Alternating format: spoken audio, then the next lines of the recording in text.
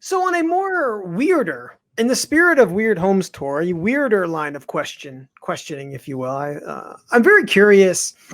I like to ask people, what if you could give a TED talk on any subject, right?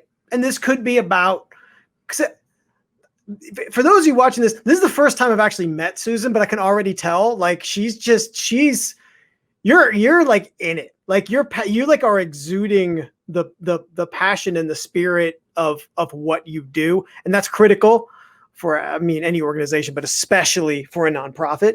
But I'd be curious if you could give a TED talk on any subject related to even what you're doing with Lifeworks or not. What do you think it would be on?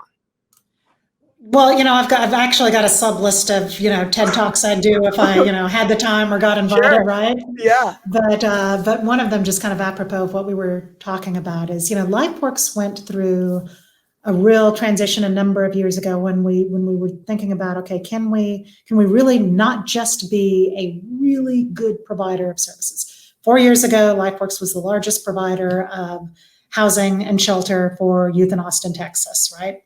We're known for that. We were great at it. We're still great at it, but we were never able to reduce the number of youth in homelessness. So that kind of remained beyond our grasp.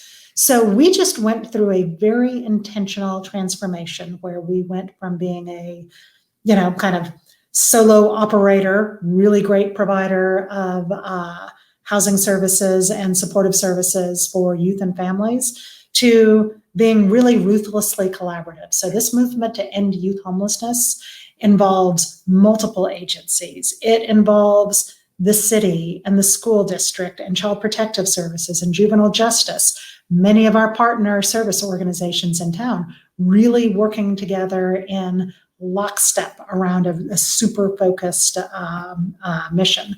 We went from, looking at data as, this thing we have to do to, show what we do works, right? To instead thinking, okay, how can we use tool as not a hammer, but a flashlight to really understand what's going on in the community with youth homelessness. Yeah, the old adage, if you're only a hammer, every problem looks like a nail, right? This is definitely a problem that you need that toolbox, multiple different tools. And I would even say that tool, it sounds like from what you're saying, even potentially in different collaborators' hands too. Yeah. So, I think the TED Talk I'm interested in right now really has to do with kind of transforming the way we think about nonprofits from being, just really good service providers to being, to looking broader and being agents of not just individual change, but community change. And I think we're making headway with that in a, again, just really powerful movement of many people in Austin, Texas. Without this getting, politics is such a powder keg of discussion right now. But I would say, do you think that's part of kind of even this growing movement of kind of, we talked about before the wealth distribution, right, in our city in Austin. But I think also the almost like the wealth distribution when it comes to public services, right? Mm-hmm.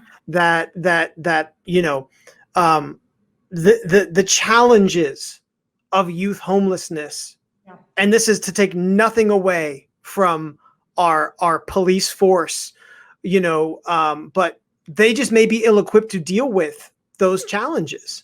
And I think that maybe, and this is where maybe in your experience, you can talk a little bit like the power of collaboration and even the power of kind of that, funding, even in some fractional amount, right? Of, or even fractional addition, if you will, and the impact that can have. Can you maybe talk a little bit about that?